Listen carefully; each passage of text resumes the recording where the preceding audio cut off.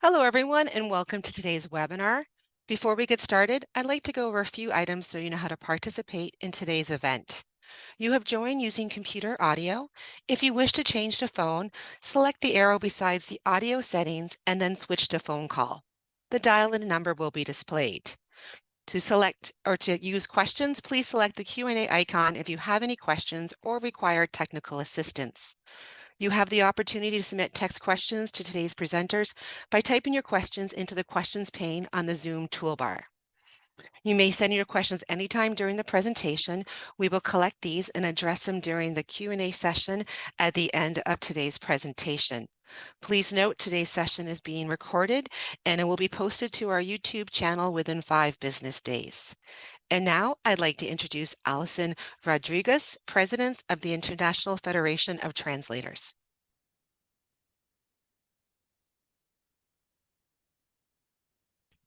And Alison, my apologies, you're muted. Thank you. Good afternoon, good morning, good evening. Thank you for joining us, depending on where you are, and welcome to the first FIT International Translation Day webinar, organised by the FIT External Partnerships Standing Committee, with the kind participation of our panellists, James Phillips, Mikel Cabalcoaro, Elizabeth Coavi, and Utsi Urutikoachea, and with the support of our producer, Tracy Cook. So ours will be the voices that you hear at our session today, where we will be debating what use the humanities without humans, the value of human interpreting and human translation in a fragile world. And why fragile? Well, because the ecosystem has been disrupted. Arts, communication, and literature studies, the humanities, so to speak, are considered to be in crisis. And these are the disciplines that translators and interpreters often take. So with their reduction, we lose a vital source of our talent pool and the future of the profession. So these courses are also crucial for the in-demand professions of the future and for building the top skills that will be important for all those professions. And when I say the professions of the future, I include ours. The world more than ever needs the services offered by interpreters and translators. In situations of war and geopolitical conflict, peacekeepers often need interpreters to communicate with local people. And in disaster relief, where teams of relief workers arriving from foreign countries often need to communicate clearly and quickly with the locals to be able to direct their efforts where they're needed. And also, during times of natural disasters and other mass emergencies, individuals and communities rely on communication in order to make contact with emergency services, to receive information about the scale of the emergency that they're going through, and what action they need to take. Now, the idea that there is no future for translators and interpreters raises so many questions, much more than it answers. And that's what we're here to do today, to debate the pressing questions. So we're all trying to work out what the implications of these new technologies will be, and it makes sense for us to do it together. By sharing our different perspectives and our knowledge and experiences, webinars such as this are vital in that process. Because sometimes artificial intelligence feels a bit like a freight train down the track, hurtling towards us and out of control. And at other times, it feels a bit more like an invisible gas, ready to permeate the very air that we breathe. And we're trying to work out what it is. And even if we can understand the structural technology, we're not still quite sure of the implications for us. So we need to ask a lot of questions. Can AI actually take over to the extent that the media and the experts say it can? I mean, we can decide to get AI to do almost anything and everything for us in the future, but we can also decide not to. And so the question of regulation is an important one. So large language models are potentially very useful technology, and I think we all agree on that. But there are also disadvantages too. And we need to be careful. We need to consider and fight the temptation to get lost in the AI hype, which tends to be going around in the media. And that's what arguably does the most damage to the perception of the importance of our profession. The idea that AI is indispensable and will automatically replace us. So this International Translation Day, we're here to celebrate also the people who make up our profession, the very many faces of humanity itself. In a digitally connected world, it's easy to forget about the people. And what will be lost if we entrust the future to AI instead of to people? And I think that is the crucial question. What happens to languages in the digital channels? What happens to languages that are not digitized? And also what happens to people who can't access the digital realm? What happens to empathy when we are no longer able to communicate face to face? And what threats will there be to a sustainable future for the profession? Again, so many questions. And with that, I would like to hand over to our panelists to get their thoughts on these questions. And then, of course, you will also have the chance to ask questions yourself. So while you're watching the presentations, please do put any questions that come to mind in the Q&A box. So first of all, I'd like to introduce our first panelist. Utsi is a Basque writer and journalist, and he's also the current chair of PEN International Committee on Translation and Linguistic Rights. He is a passionate advocate of Indigenous and minority languages, and he's also a member of the Basque NGO Garabide in support of Indigenous languages. He's written extensively about their challenges for revitalization. Among other projects, he has established the video poem marathon in Indigenous and minoritized languages and publishing clips in more than 110 languages. So thank you very much, Utsi, for being with us today, and we look forward to hearing what you have to add to our discussion. Good morning from the America where I am now. Thank you very much, Alison. Thank you very much to all the people listening to us today, to the organizers for inviting me. And very briefly, yeah, you already mentioned in PEN International, as you may know, and it is really known, especially for the work in support of the freedom of speech, of writers in risk, and imprisoned writers, and so on.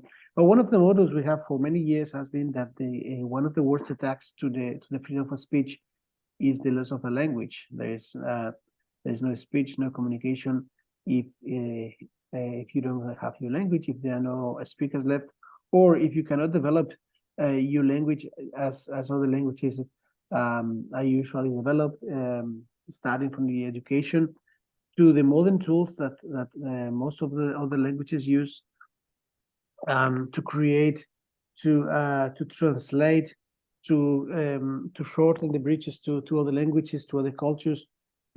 So, and especially if we're speaking for instance, in a European or in a Western context, this usually means that those speakers won't be left behind, in the sense that they won't get access to the worldwide culture, but they will have this access through a larger or a hegemonic language in the countries where they live. So that is the issue, and perhaps this is the trends to assimilation that we are seeing right now. While we may have seen in the 19th, 20th century other harshest policies in a personal sense, from the states towards the minority communities, through the army, through old-fashioned schools where only one language was accepted, and even the students were punished for speaking their languages. Unfortunately, that's still the case in some places, but it may not be the case anymore in most countries. But of course, now we have this other risk that the languages and speakers and writers and translators are really facing these challenges. So there are different concerns around this, and we are seeing every day from our members and our PEN centers, especially in the global south, in indigenous languages in Latin America.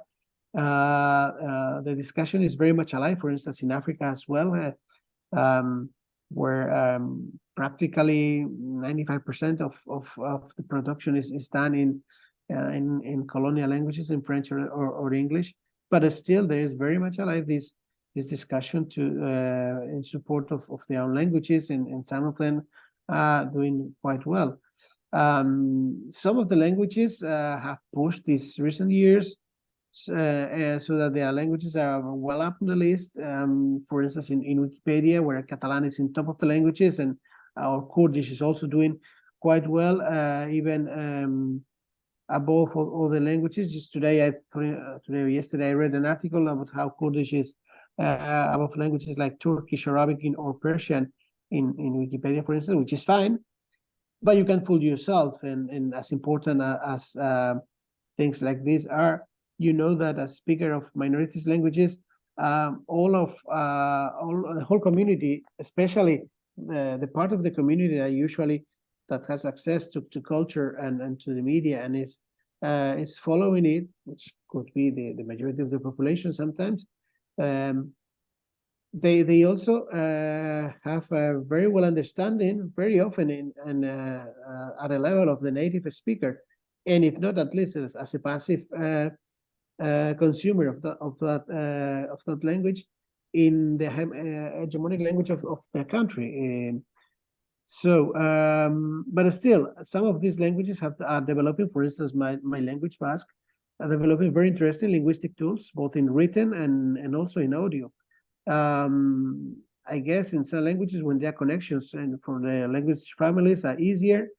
In our case, being an isolated language is also more difficult to create these connections, but they're doing pretty well. Of course, we can see that in the case of IA, English is by far the largest, and every other language is well behind. Even languages such as French, German, or Spanish, well behind English, and let's say at a great distance. And of course, the smaller languages come much after those. The thing, for instance, that we have seen with the video poem project that we started 2-3 years ago, we did our third edition is 2023, and we are preparing now to the call for the 2024 video poem marathon. Is that, for instance, even in YouTube, some of these languages are not even named.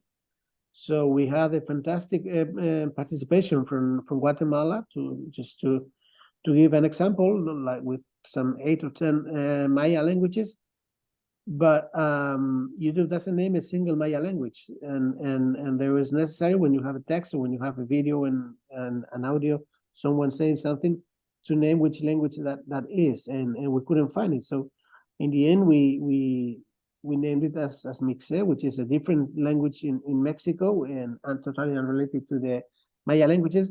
But this is the case. I mean, this is a tiny example of some of the challenges that are facing these languages, that they don't even exist officially in online, and you can see that's happening right now in 2023, while others are doing much better. In Kenya, for instance, most or some of the languages of the country are very much present, while others, as I mentioned, they are not even their names do not appear. Some of those languages, like some, let's say, medium big Maya languages, the most important Maya languages, and they don't exist. So yeah, one of our concerns and our let's say struggles are also how to make these languages to be present. And of course, they're suffering a huge pressure in case of the Guatemala from the Spanish language, and also historic trends of racism and marginalization. But at the same time, there is also a new urban generation doing very well, creating contents, having education, immersion education in their languages. So there are some very important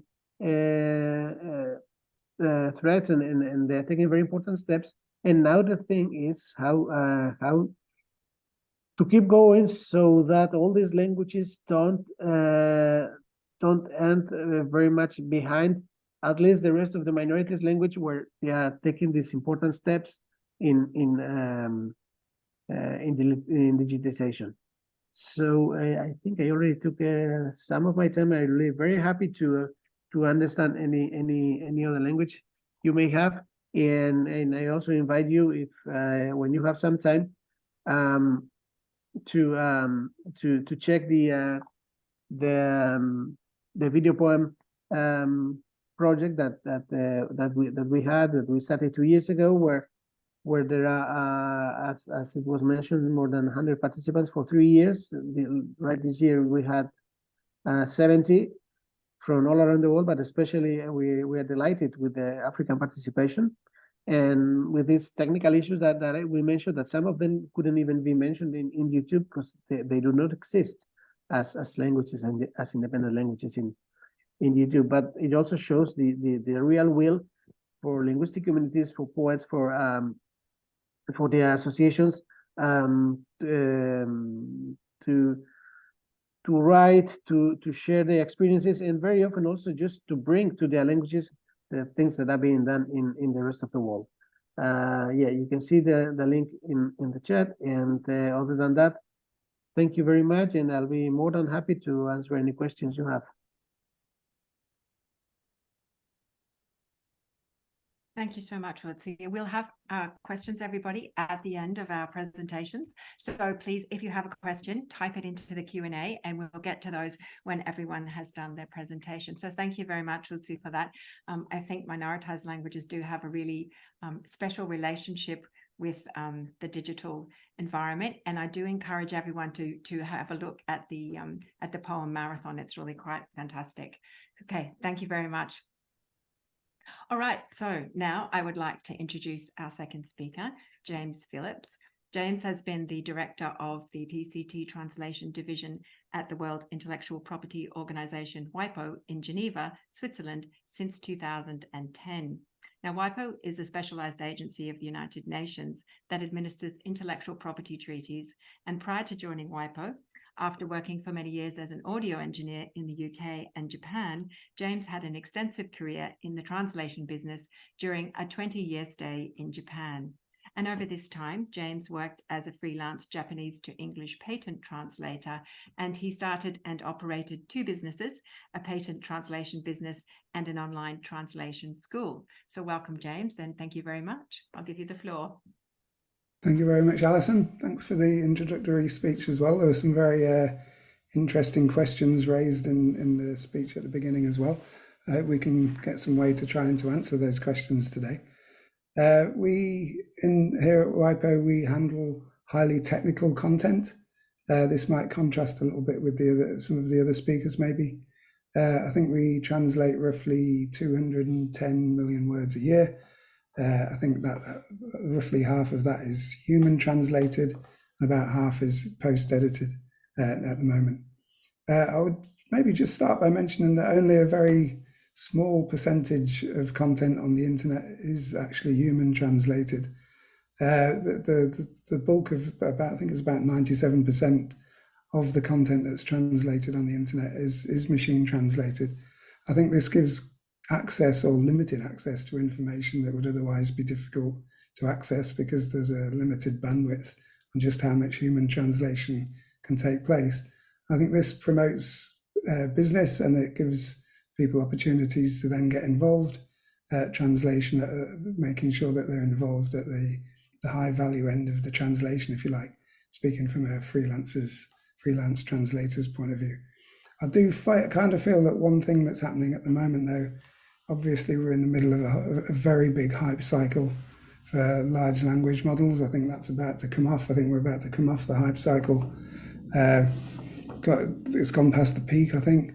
I think very similarly with neural machine translation, there's been a very blurred line between marketing masquerading as research, marketing masquerading as news.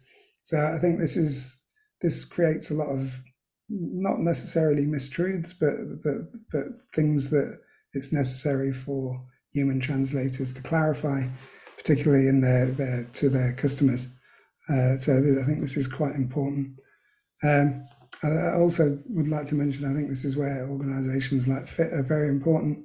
I think it's great to see this many people taking part in this event today, and it's great that FIT have organised this event as well. I think it's very good, very important to be organised, as opposed to just trying to do everything on an individual basis. it's not really about translation, but I always get a bit uncomfortable when people get too excited about new technology. And I feel there is quite a lot of excitement, particularly amongst decision makers when it comes to new technology at the moment.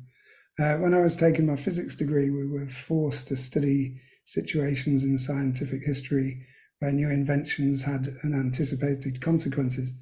One example is a thing called the shoe fitting fluoroscope or the X-ray fitter. These were machines that basically allowed people to X-ray their feet in a shoe shop in the name of getting a well-fitting shoe. Now, obviously, they had side effects which are very well known today, but weren't well known at the time. Now, I'm not suggesting that LLMs are going to have similar problems, but I think there will be some issues with the speed and the way that the technology has been kind of rushed out. That there will be a few things that need to be rectified over the coming years. I think particularly with respect to the provenance of the data that's used, I think what this is going to do, it's going to bring into very sharp focus knowing what content on the internet is human generated and knowing what is machine generated. I think that's going to be a very important distinction. I think translators will be involved in that, and I think that basically there will be regulation involved in this eventually. Kind of what I wanted to emphasize just finally is I do feel there's a need to put humans at the center of this process. I think if the technology is going to work well, you need human expertise, you need highly skilled translators to be able to point out what's going wrong and to be able to maintain quality, ensure that the output of these machines is a high enough quality, and also focus on the highest quality aspects of translation that still need to happen. So I think this is very important. I think this is something that translators need to do themselves. Unfortunately, nobody's going to do this for us. This is a battle I have in my own job in some ways. And also, it's very important, I feel, for translators to sell the importance of the human element, to kind of counterbalance all the marketing and the kind of marketing juggernauts that the machine translation companies have, just to counterbalance that a little bit. So yeah, that's just my brief introduction. I'll just hand back to Alison now. Thank you.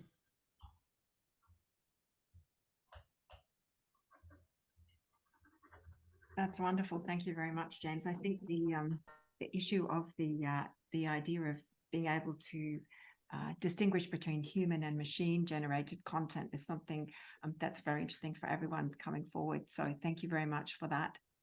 Okay, so I'd just like to again encourage everyone to drop their questions into the Q&A if they have any. We already have a number, so we will get around to those. And then next, I would like to introduce our third speaker, who is Miguel, is a literary translator from Russian into Catalan. And he is also the treasurer of CIATEL, the European Council of Associations of Literary Translators, and a board member of the Association of Writers in Catalan Language. And he also holds a PhD in sociolinguistics. So thanks for joining us today, Miguel, and we look forward to hearing your thoughts. Thank you, Alison. Thank you for inviting me to this webinar. Thanks to Urzi and James for the very inspiring, interesting interventions. I really hope not to be going too far from the topic. I will try to highlight some points that I think may contribute to the discussion, maybe from another point of view. The title of this webinar, which is really inspiring, is Humanities Without Humans. And it goes on with a rather multifaceted subtitle, The Value of Human Interpreting and Human Translation in a Fragile World. I would firstly like to move the focus from the human interpreting and human translation part of this subtitle to the illusion of this fragile world we're living in, which is, to my view, fragile in many dimensions. Because I feel that the development of AI, and especially the applications of AI in our everyday life, are definitely turning our world into a very fragile one.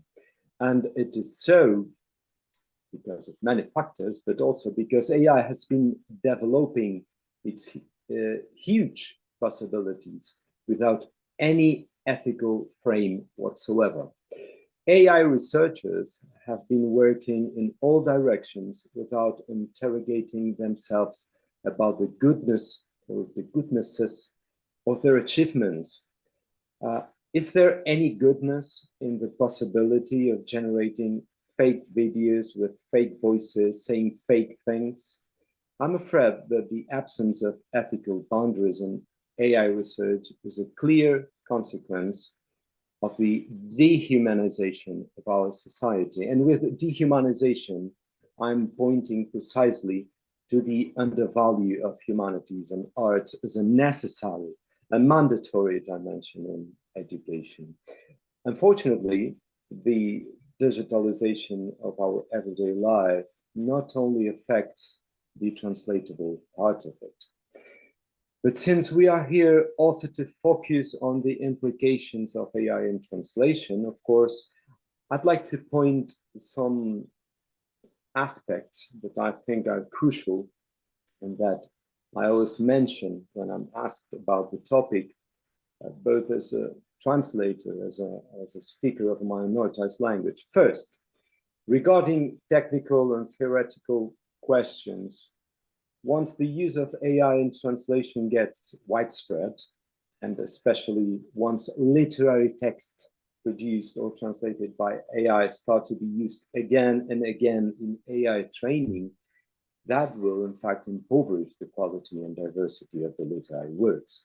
Machines can translate for instrumental and basic purposes. Of course, I think this is already beyond discussion. But why would anybody prefer at any time a machine-generated text to a human literary text, if not for strict economic reasons? Machines do not share experiences. They do not travel, do not enrich a personality they don't have. They do not meet nor explain to anybody the whys and hows of what they do, including the reasons why they choose one word or another, one expression or the other. Machines are not accountable for anything they generate. We are, humans are. They, machines, for example, cannot stand for their solutions in our translation.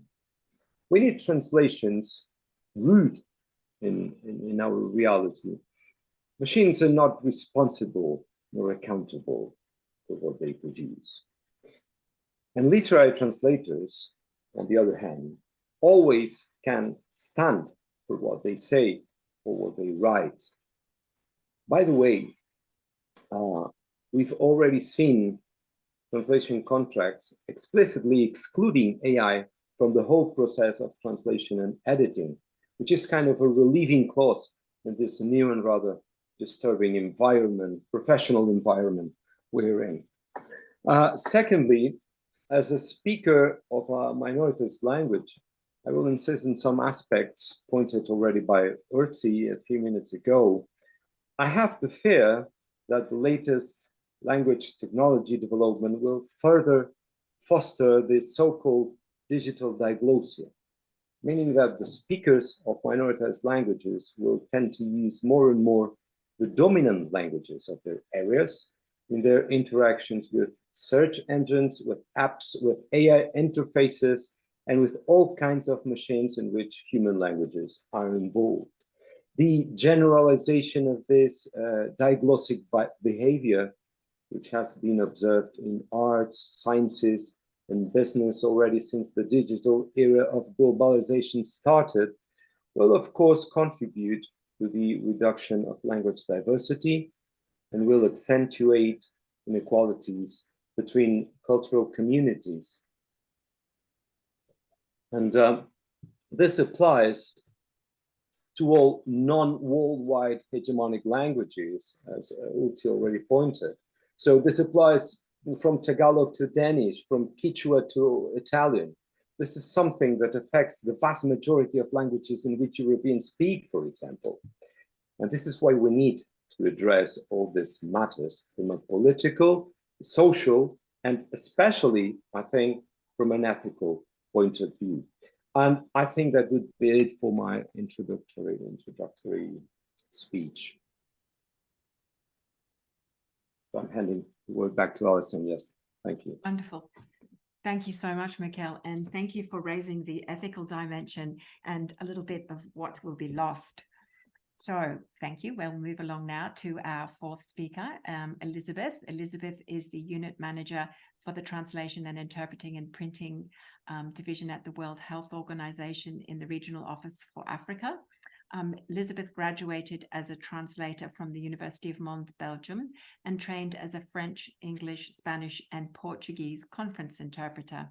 She's worked as a freelance interpreter in Brussels, including at the European Parliament, and since returning to Nigeria in 1998, she has worked extensively as a freelance interpreter for the Nigeria government, including the presidency, and many national and international organizations such as ECOWAS and the UN system. In June 2018, she joined the WHO as manager of the Translation, Interpreting and Printing Unit, and her areas of interest and research are interpreting training, IT, and science. So thank you, Elizabeth. We look forward to hearing you. Thank you very much, Alison. I hope you can hear me. Greetings, dear colleagues, participants from Brazzaville, sunny Brazzaville, and thanks for organizing this important and topical event. I've been introduced already, so I would like to approach this theme from a slightly different point of view, talking about interpretation, in particular in Africa. Because since COVID-19, we try to cope and use technology to cope with the surge in demand for interpretation services. Remember, we were in a pandemic. Remember, I work for WHO. We are in Africa where we have many emergencies. So we could not stop meeting, and communication, multilingualism were more important than ever on the African continent. So to give you some statistics, in 2018, when I joined, we organized 76 meetings in person, while last year only we organized 480 meetings. So it's a surge, a 500% surge in meetings. 90% of them were online because we were under lockdown, but we still needed to find a coping mechanism for WHO to organize a response to the crisis, to the health crisis. So we heavily depended on technology, in particular Zoom, and we had to train the interpreters. We had to adjust to the new normal to become more efficient than ever. And we kind of developed a coping mechanism with virtual meetings. It was a win-win. The technical units could meet as they wished. It was cheaper than in-person meetings because remember, Africa is a wide and vast continent. It used to take 2 days to go to a meeting and 2 days to come back. So it was more efficient. The duration of meetings were shorter, maximum 3 hours, no travel involved. So the question that interested me in this concept note was, what happens to threats to a sustainable profession and the paradigms for the profession? Is these new technologies, AI, etc., are they a threat for the profession? I would like to answer to this question through the case study of succession planning, a mechanism put in place by WHO Afro under my leadership, which is an online conference interpreting internship program. This program of internship for 3 months and paid allowed young interpreters, African interpreters who just graduated or in their last year of master's degree to have access to WHO meetings online. This is to expose them to new technology, to how to use Zoom, how to find a way in this a new paradigm, new environment of technology, and being exposed to very technical meetings, as well as being mentored by senior interpreters. So I will mention here the key achievements of this program to prepare succession planning. We have managed to put in place since April 2022, 5 cohorts of interns who registered from 25 member states of the WHO African region, with a language combination spanning all 3 official languages, which are French, English, and Portuguese. So a total of 450 young interpreters, African interpreters, have been able to improve their skills in simultaneous interpretation and mastering of new technological tools. They have provided interpretation support to more than 10 technical units in other 35 multilingual meetings, thus contributing to the delivery of the regional program. It has ensured succession planning as 28 junior after test, 28 junior interpreters, 15 female and 13 male from 9 countries have been added to our roster of accredited interpreters. And it has value for money, of course, since junior interpreters cost less than senior interpreters, and at the same time can help us implement our program. Now, I would like to answer try to answer to another thought-provoking question, which is, will interpreters disappear and be replaced by artificial intelligence? From my point of view, clearly no. From what I've just presented, we have many young interpreters who are ready to take over. And secondly, I would like us to think about a typology of meeting, because not all meetings require high-level interpretation, human interpretation. Think of some other professions. Word processors have made typists redundant, but not the personal assistants. Autopilots are helping pilots, but they didn't make the pilots disappear. So we have to reinvent our profession and use AI as a tool. AI, we hear the word intelligent, but AI is not intelligent. It is not smart. It imitates that section, that portion of the human activity that can be emulated, that can be robotized, that can be predicted. But the AI cannot imitate, they cannot cope with the unplanned, with the improvised, with an unexpected. They can learn and copy what exists, but they cannot give meaning to existence. They may even one day be able to translate jokes, but they cannot know why it is funny. If I may do this comparison with food, fast food is made for quick and cheap consumption, but it did not kill gastronomy and the chefs. And you can see that there are even TV shows that show the importance of creativity in cuisine.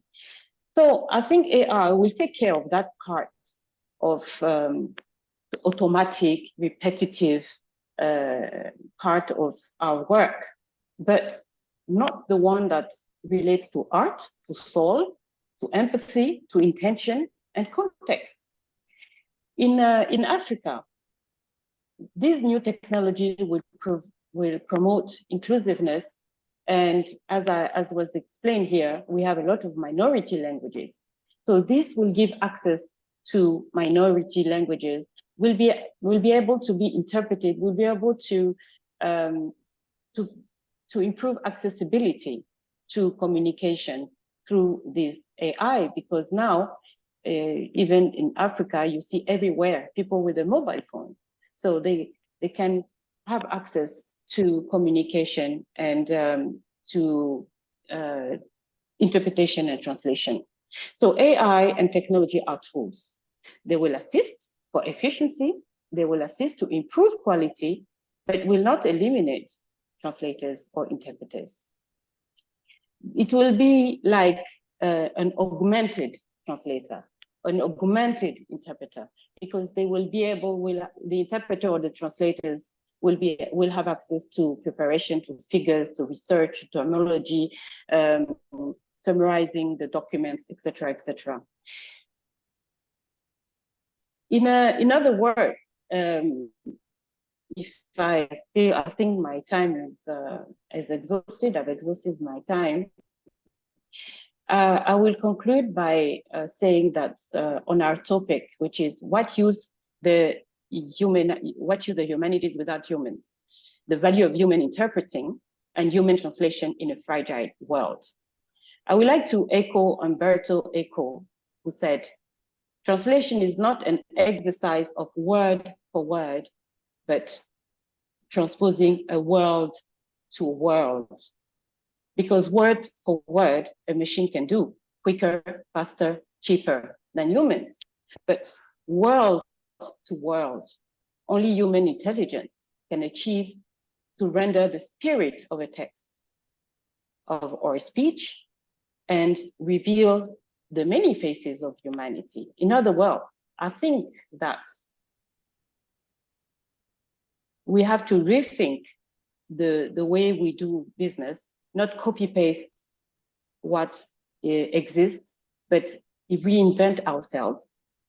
And I definitely think that AI or in technology will not eliminate the translators or the interpreters, but definitely eliminate translators and interpreters that are allergic to technology and do not know how to harness it. Thank you.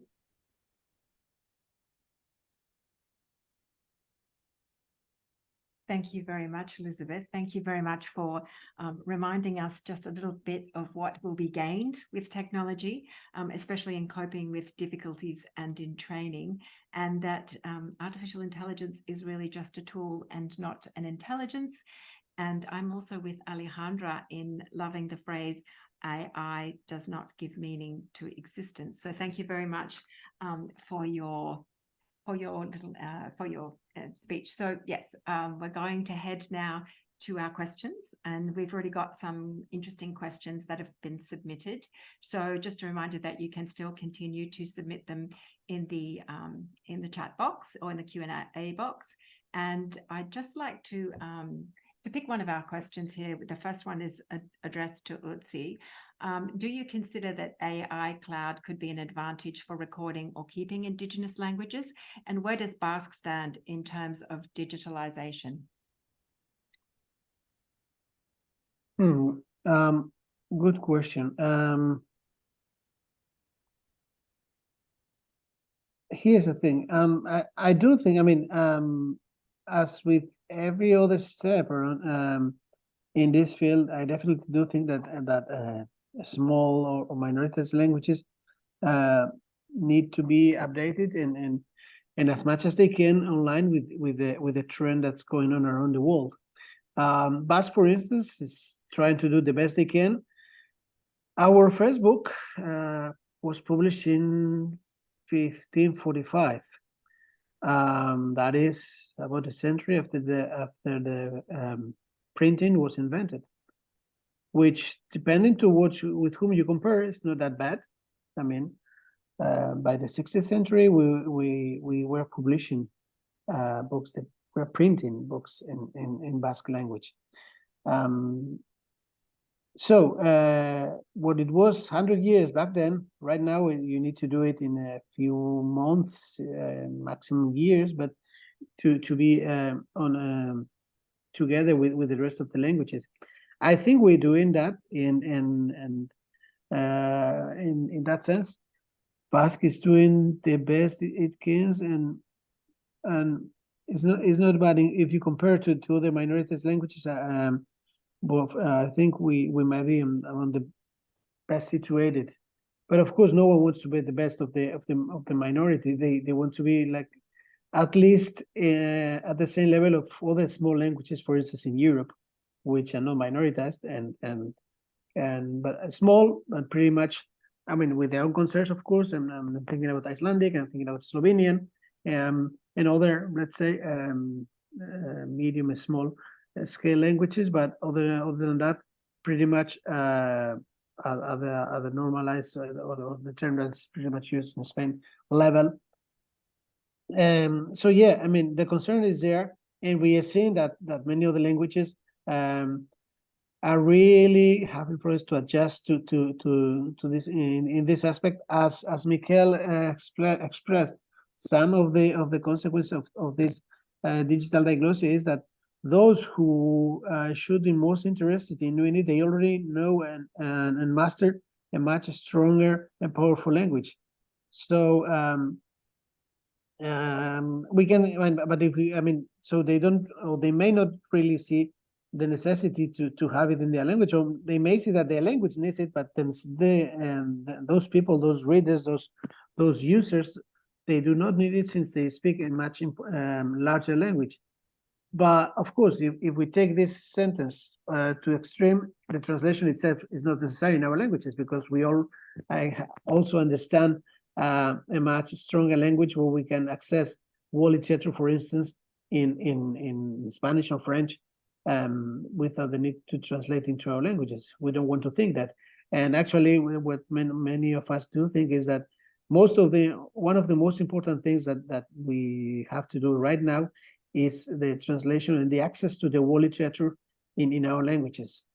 Other than that, we will really be behind in this 21st century.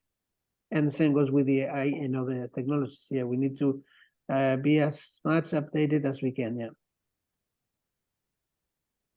Wonderful. Thank you.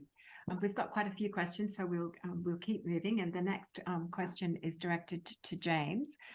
Many associations, translators, and authors argue that their copyright is being violated because AI scrapes and harvests content from the internet using their text as data. Will it be possible to introduce a tax or levy worldwide for the benefit of authors and translators? What might that look like? And another question that echoes that same idea is international regulation possible, and will it happen in time?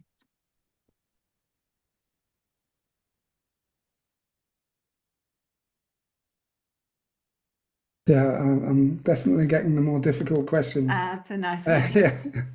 Yeah, I mean, that's obviously quite a hot topic at the moment. We've actually been doing a lot of work with FIT over the past couple of years to try to get more clarity on these type of copyright issues. I'm not a copyright expert myself, so I can't really give a response to that question myself today.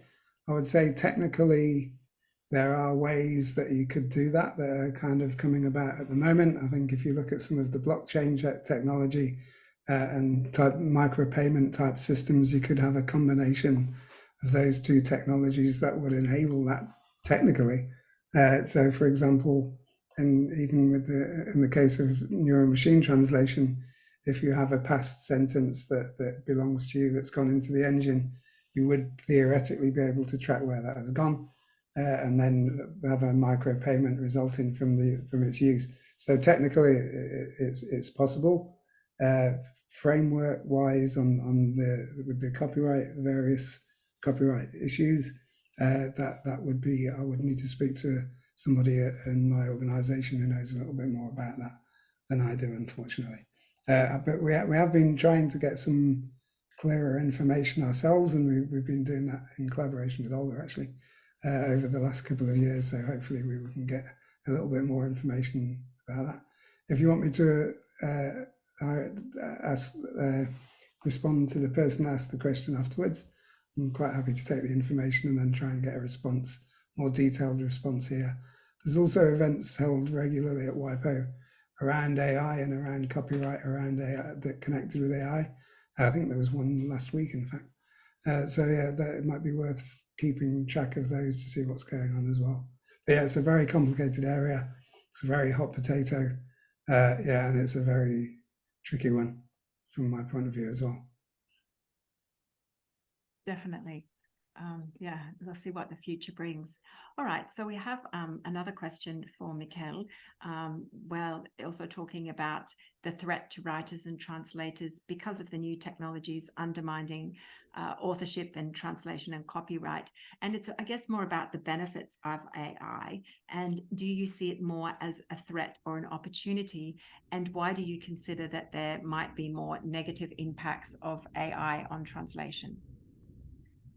Yeah, I think maybe I have been misunderstood at this point, and maybe I have not been clear that because I have been asked about also the positive impact of AI in translation and interpretation. I am fully aware about the possible benefits of using these neural processors for analyzing and summarizing texts, and even for suggesting solutions at some point. I think this is really a very useful tool at some point, as have already been said. But in a macro dimension, I feel we definitely need regulations, and if they would be in a worldwide basis, that would be great. We need regulations, and we need a strict and explicit ethical frame to work within. Otherwise, everything will be left to the market law, and huge languages will become huger, if that word exists in English, more huge, and small languages will be, or medium languages, or not worldwide spread languages, will be in a very difficult position. So AI translation and interpretation tools, of course, have a positive side. They can be used for the sake of professionals, but they have a negative impact in the cultural sphere and in the social and ethical dimensions of this cultural sphere. Excellent, thank you. And we do have another question which follows on nicely from that one. And perhaps Urtzi might have some thoughts on this one too. And it's about which solutions might be suggested in order to promote the digital recognition of minority languages. So who was first, Mikkel or me? You have your microphone on, so you can go first. Okay. Well, I guess solutions should come from different parts. First is, of course, the speakers community, which is basically those writers, translators, technology experts, and academia working in those languages. Without them, this also goes for nothing. But of course, it's also should have a real support from the authorities in the country. That I think it's a must. I mean, if we come into a situation of minorities languages, usually comes after decades, if not centuries, of neglect, of suppression, of for banning languages, of humiliation of speakers, and that costs a lot of money to the state. So changing all those trends should also cost some money to the states, and updating these languages to these levels, to the minimum levels that nowadays any language should have. So should also mean some support from the part of the state. That I think that's obvious. But first, I mean, unless the community in the broader sense is not there, it's hard. And Mikkel, do you have something you might like to add to that? No, in the same line, I was thinking that minoritized languages, as Urtzi said, must have a state supporting them to some extent. Otherwise, the future, especially in the digital era, will become darker and darker. I mean, they will be, as Urtzi said, neglected from the digital scenario. So they will be pretty invisible to anybody who's not a member of the community of speakers. Can't underestimate the importance of language in culture and society as well. So those languages are really important to maintain. Thank you. And so we have another question now for Elizabeth. In what way will AI benefit health communication, including translation and interpreting, especially in a continent like Africa, which is so multilingual, and in areas where there may be fragile infrastructure? How is the WHO working to include new tools? And can you give us any kind of examples about remote healthcare provision? Thank you very much. I have a slightly different point of view, maybe because I'm the only female on this panel. I don't know, but I'm quite optimistic about the use of AI or new technologies to promote minority languages. I've seen it on the continent, because don't forget that promoting a language is not the business of the state. It's the business of the speaker. Language is the vehicle of thought. If you think, if you produce, if you speak your language, this is how your language and your culture become stronger and stronger. People complain that the minority languages are minority because there are less and less people speaking it, not because of AI. So what we need to promote is the language in everyday life, having your newspapers in the minority language. And I don't like the term minority language, because it's like the term local language. I receive sometimes requests for translations or interpretation for local languages. If you take Hausa, for example, which is a language in the West Africa, there are 100 million of speakers of Hausa. How can it be local? So what is a minority language? I wonder. What is a local language? I wonder, when it's spoken in 9 countries by 100 million people. So what will kill the language or translation or interpretation market for those languages is not AI. On the contrary, because what we have noticed is that we have more demand for the national or local languages, because it is now you can organize a Zoom meeting and have these community languages translated live for the nurses on the ground, for the people in the village, for the beneficiaries in the village. When we organize a training, they can have access to interpretation, where it was not possible before. So the interpreters can be sitting in one place and the beneficiaries in another place, and we have communication. And as I said, we need to differentiate between the multilingual communication and high-level conferences. If I'm in China and I need to communicate with a health district, I can use AI and for immediate conception, and not for a statutory meeting or statutory documents. That's why we need a typology of documents or of meetings, because what I need is immediate, to understand immediately what is going on, so I can respond. So we shouldn't think that AI will compromise the need for immediate communication. On the contrary, it will boost it. It will boost it, because not all meetings are high-level ministerial meetings. Not all documents are high-level.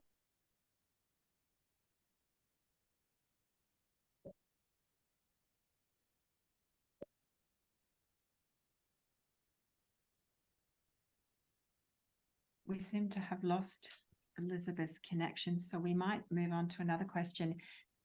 May I point just something about what she just said? Maybe Please. she won't listen, or maybe I can wait for later when Elizabeth rejoins. Perhaps you could share it with us now, and she might be able to hear you as she's rejoining. Okay. No, I need to say that I'm afraid it's pretty unfair to put the responsibility only on the speakers, minoritized languages, by the way. Oh, she's not here. I have all the time been speaking about minoritized languages and not minority languages, because I share the view that minority languages as such do not exist by nature, but as poor people do not exist by nature, they are impoverished by the rich. So minoritized languages are minoritized by the hegemonic languages. So it is very dangerous to put the responsibility on the speakers of minority languages when it comes to foster the use of these languages, because people stop speaking their own languages for a variety of reasons. And these reasons are not personal reasons only. There are social reasons, and sometimes there is violence involved in that. So these processes of language shift are not to blame on the speakers. I mean, we are social entities, and we share the spaces with other peoples who sometimes have much more power than we have. And we might need the help from the powerful if we want to succeed in maintaining our languages and using our languages. So not everybody is free to use their own languages worldwide, anywhere. Many people are punished for speaking their own languages, and we should be very careful on blaming the speakers for stopping speaking their own languages. I repeat, I do not speak about minority languages, I speak about minoritized languages, minoritized by the hegemonic languages. So I think it's important to be cautious with these expressions of let's leave people speak their own languages, because not everybody is free to speak their own languages in the country they live, or in the milieu they are working, or for whatever reasons, not only personal. Thank you. And thank you. I'm glad you're back, Elizabeth. I'm sorry that you dropped out. And we have another question for you that is related to what you were talking about, which is about training. And do they provide about AI related training for interpreters? And do they use technology such as, oh, we've lost her again. Oh dear. Okay. Well, we'll move on to another question, and hopefully she'll be able to come back and we can ask her then. And this is one for all the speakers, and it's quite a big one. And it is, as a broad question, is it even worth young people pursuing careers, a degree in translation? With AI where it seems to be going, would it be advisable and safer for us to specialize in something else, or think about another career if there was not such a great demand for human translation anymore? So that's a rather big one. If anybody would like to dive into that one first, the future of the profession. What would you advise young people who might be thinking to take a career in translating and interpreting? I'm happy to answer that if nobody else wants to grab it. I know it's another thorny one for you.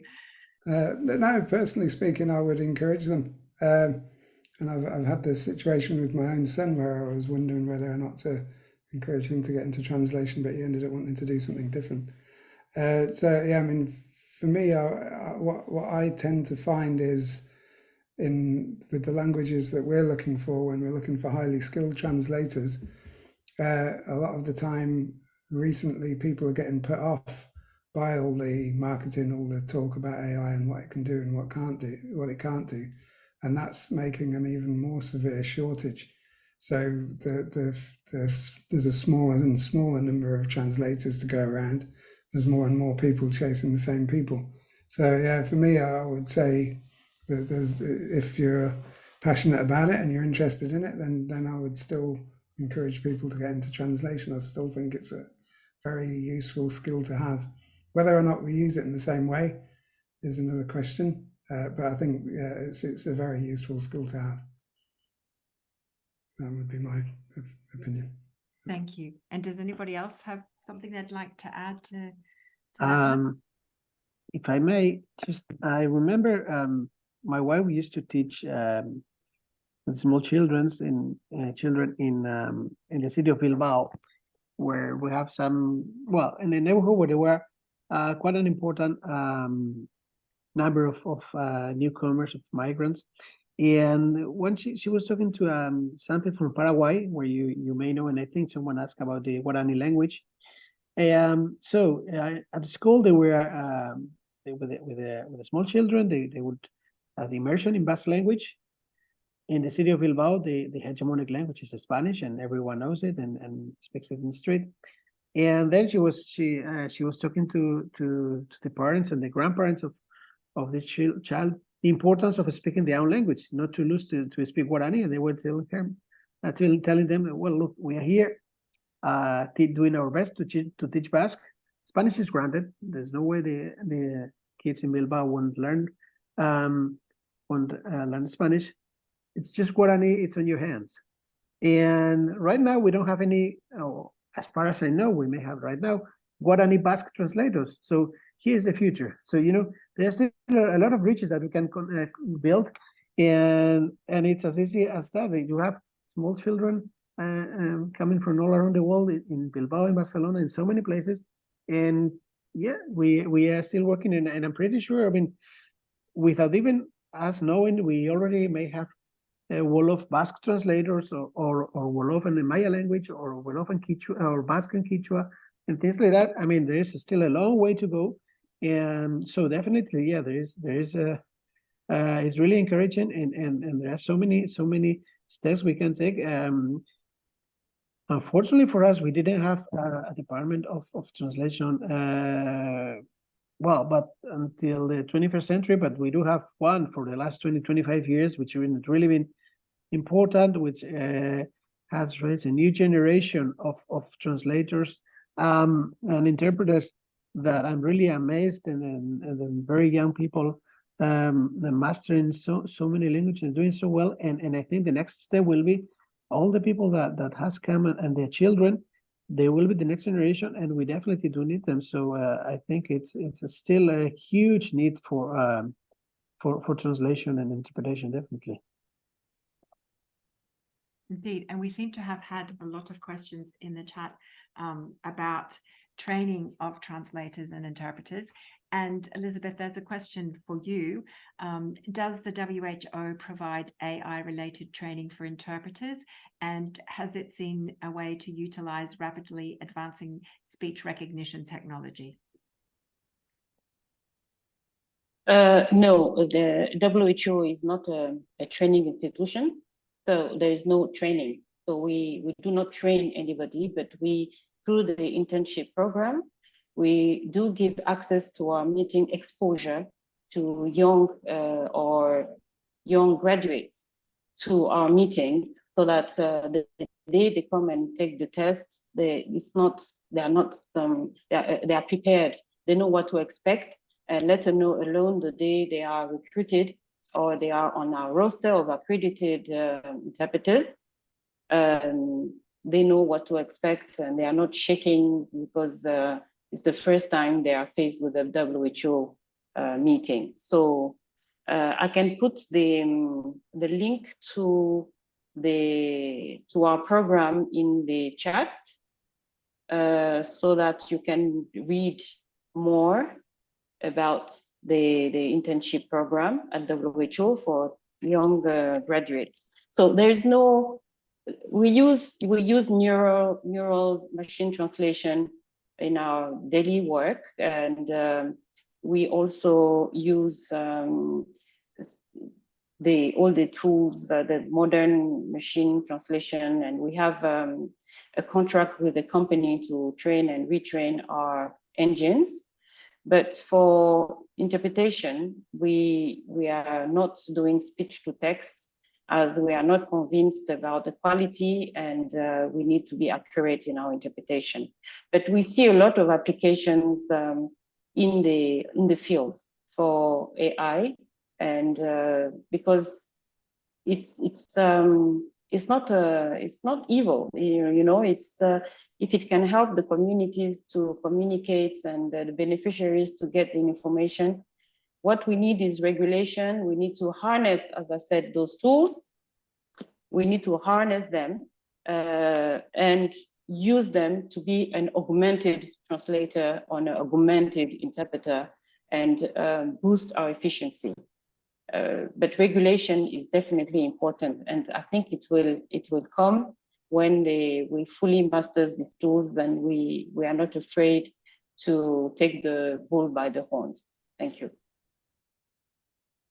Wonderful, thank you. And I put the link. I put the link to our program, but it seems that I can only send a message to Jorgen. So Jorgen can send to all. He will be able to put it in the chat for the participants as well. And we've had quite a lot of questions around educating the next generation. And this one, I guess, is open. I would throw it open to all the panelists. As a translator educator, I would be interested in hearing your thoughts about how we should be training the next generation of human translators, and what do you think are some important considerations for education of translators and interpreters?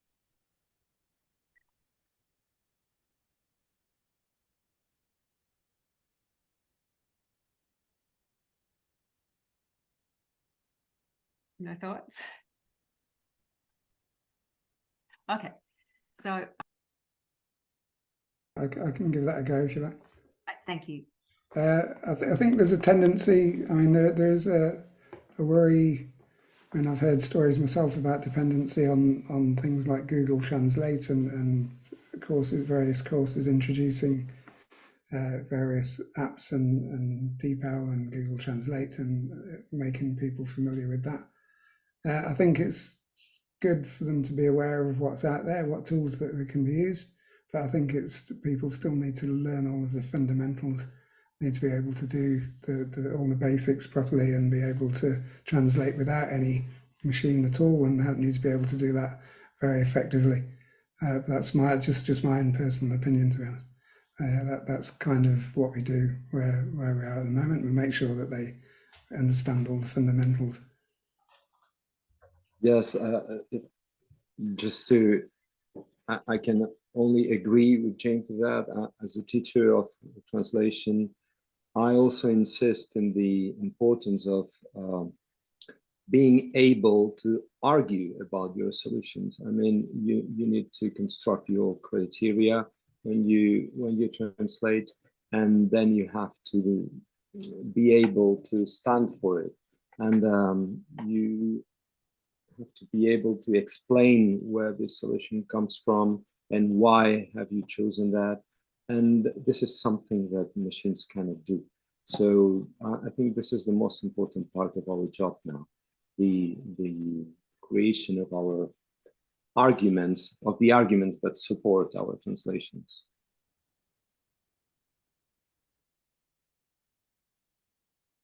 Thank you.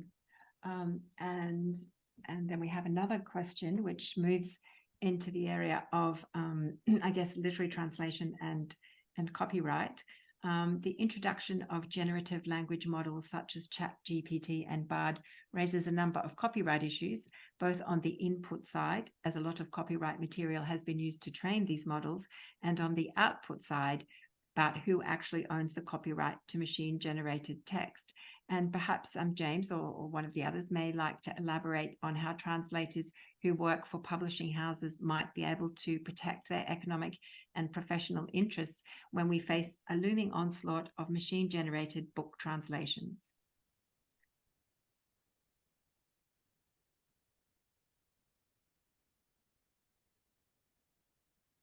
That's looking like me again, I guess. That's basically the same question I tried to answer to last time. I'm not actually an expert on copyright, so I'll need to defer to somebody in my organisation that knows a little bit more about that. Yeah, I can see that there's clearly great difficulties there, and there's a lot of complications being caused, and it's obviously a very hot topic at the moment that's tackled repeatedly. I would just maybe one minor comment is that it's probably a strong argument for open source approaches to AI. one of the problems with proprietary approaches on LLMs, for example, is that you won't actually know what's been used in the training material, whereas usually with an open source model, you'll have some idea or may possibly have access. So yeah, but just maybe that's, yeah, I mean, it's a tough question. It's a very tough question. It's one of those unanswerable ones for the future, and we're still waiting to see how things evolve. We do have another question about regulation, and does anyone have any thoughts about regulation into the future of AI in particular with regards to translation? I'm not aware about legislation everywhere in the world, but in the European Union, there is an exception for using copyrighted materials when it comes to research purposes or academic purposes. So AI is using these all these copyrighted materials as if it were for research purposes, and then they are using it who knows what for. So the thing is that we need to regulate this, because otherwise they will be using it, the material we have the copyright in, as if it were for academic purposes or research purposes, but they actually can sell it or they can reuse it in the market. And so this is the trickiest question, I think. Indeed. And we have another question that relates to regulation and the need for disclaimers indicating the use of MT online as opposed to human-generated content. But what about in the private and corporate and government sphere that often appears offline? How can we protect minoritized cultures and speakers in these areas? And it's relating to a Guardian article, Lost in AI Translation, which was referring to the growing reliance of language apps used in the use of asylum applications and the jeopardization of the fair treatment of those asylum applications. So yes, about the how can we protect minoritized cultures and speakers in those areas? They're all really difficult questions, I admit, tonight. So anything you can think of. Well, I think this goes to the protection of linguistic rights as human rights, yeah. And for this, they're having different protocols that have been already accepted since the declaration, the Universal Declaration of Linguistic Rights in Barcelona more than 25 years ago. Then in the case of Europe and in Donosti and San Sebastian, it was adopted the protocol for linguistic rights, which very much exemplifies which steps should be taken and how these linguistic rights should be accepted. And that was already 7 years ago in 2016. So the models are there, the how everyone's linguistic rights should and could be respected. Now, of course, it's up to the authorities to accommodate those tools and those mechanisms and making those rights really real.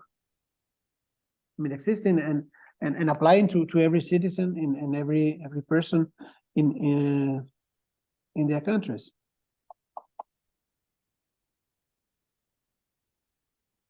Ethics is another one that comes up quite a lot in the questions and the chat. And I have one here to all the panelists about guidelines.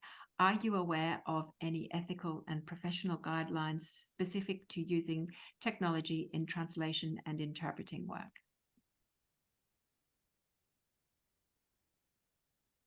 Have you come across any at all?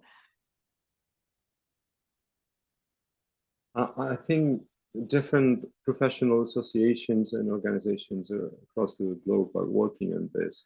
But since it is a very new thing, and we are not experts in this, it's difficult to come to a quite concise and clear text, you know.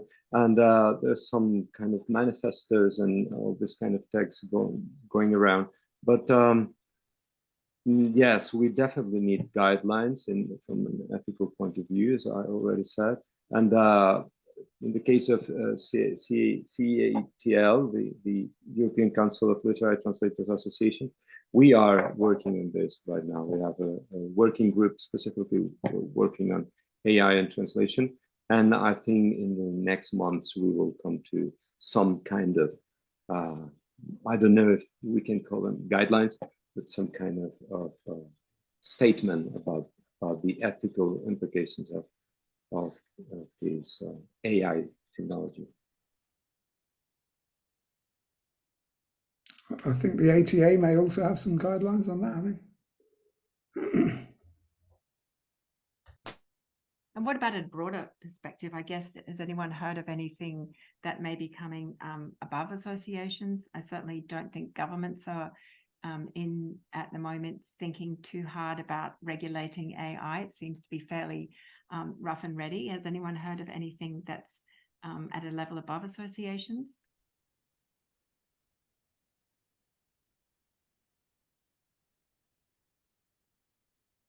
No? Okay. So we'll move on. I have another question for Elizabeth, but I believe that we've lost her as well, particularly talking about the typology of her of some documents that she mentioned. And okay, so what else have we got here? I think Elizabeth is reconnecting. No, we see. Elizabeth, let us know that you can just unmute yourself if you're still here. Thanks.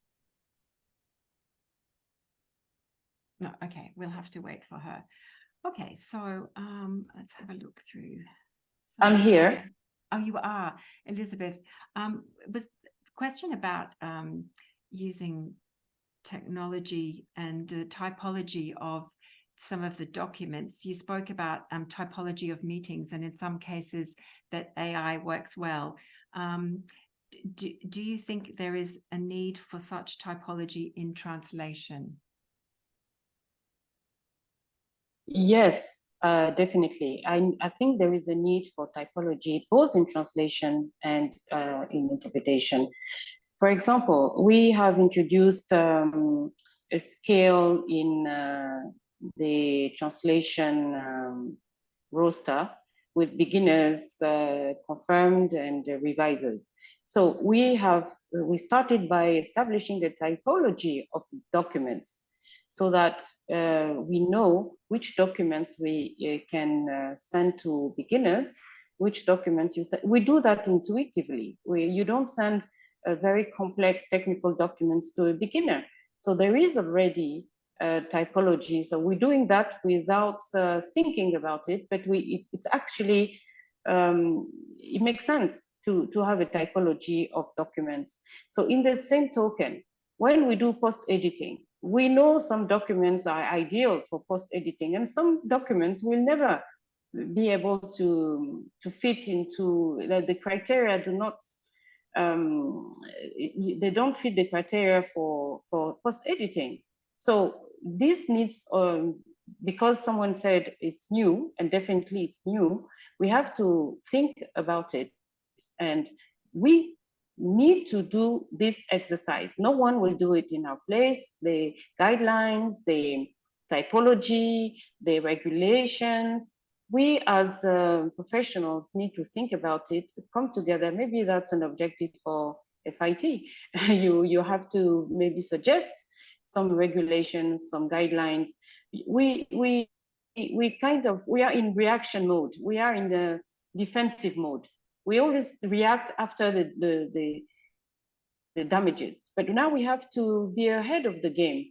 We have to pilot, we have to harness, we have to be the ones taking this AI, this technology, where we want it to be, not suffer from it and then complain that AI is there, that's going to take our jobs. No, we have to, it's just a tool. That's like internet. You can harness internet for your efficiency or let internet do your job. So I think we shouldn't put our heads in the sand. We talk about post-editing, then we say, oh, post-editing, how is it going to be? But we receive translations from our translators where they forget to remove powered by DeepL. They forget to remove it. And so we know they are doing post-editing, and we are there trying to think how it's going to be, but it's already there. So let's stop putting our heads in the sand, take the bulls by the horn, and be ahead of the game. We are experts. We are smart people. So let's think and use this AI like a tool. And it's not a monster. It's at least if it's a monster that we can handle. Thank you. Wonderful, thank you. Well, we're just about out of time today. So just as one last thing, I've had a couple of questions that have come up about whether the panelists see AI technology in translating and interpreting as a benefit or a threat. So perhaps we could just each say which one you think. Obviously, it's not a clear-cut thing. It's not an either or. It's not black and white. It's both. But which side are you leaning to just quickly more? Are you finding you see it more as a benefit or something that we should be a bit cautious of? Urtzi, would you like to pick a side? Of course, as you mentioned, we have both parts, and my 2 cents would be that all knowing both sides, and I would like to have the positive aspect of it in the sense that if AI enables us to have more translations, let's do more translations, not use it to decrease the budget for translations and have the same amount of translations but cheaply.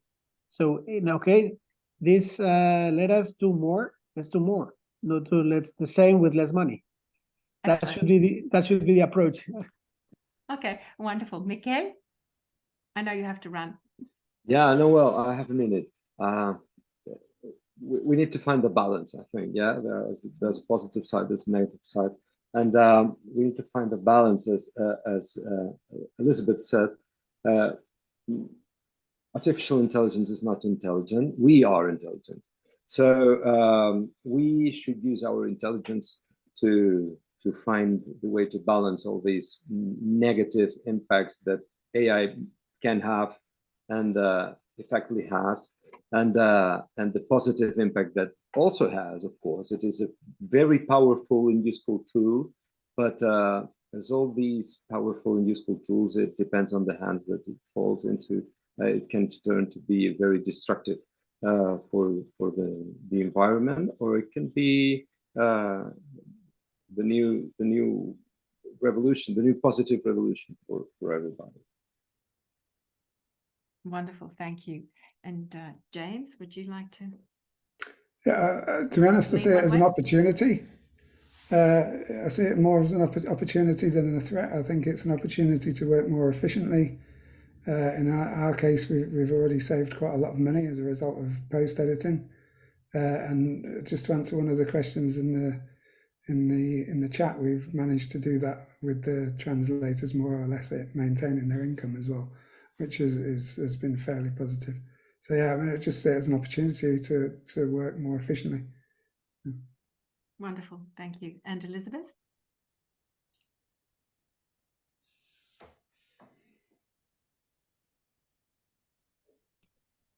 Elizabeth, can you hear us? You're muted right now. Okay. All right. Well, I don't think she can hear us. All right. Unfortunately, then, we'll have to leave it there for today. So thank you again to all our wonderful speakers for sharing their insights with us.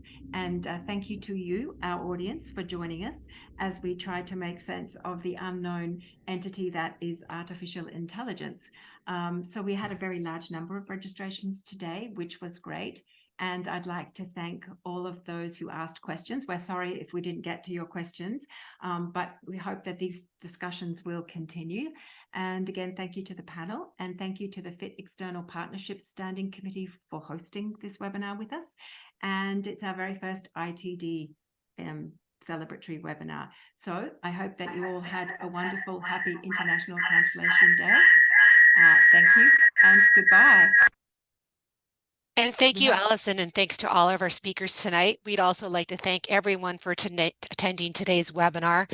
A reminder that this webinar has been recorded and it's going to be posted on the FIT-IFT YouTube channel within 5 business days of the event. So please don't hesitate to share that with your friends and your colleagues. And on behalf of the International Federation of Translators and our presenters, thanks for joining us and have a great rest of your day. Thank you. everyone. We hope Thank to see you. you next year. Thank you, everyone.